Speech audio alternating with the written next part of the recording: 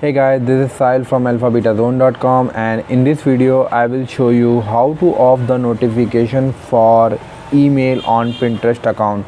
So if Pinterest is sending you lots of email by notification, you can off it by using this feature.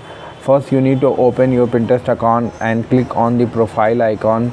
Now you need to select the three line icon at the top right and click on setting option. Under setting option you need to go on notification, and here you will see that there is an option called by email. Here Pinterest will send you notification by email. So if you want to off a specific notification of Pinterest, you can off it. But if you want to off all notification which was sent by Pinterest on your email, you can off it by clicking on turn off all and again click on turn off all.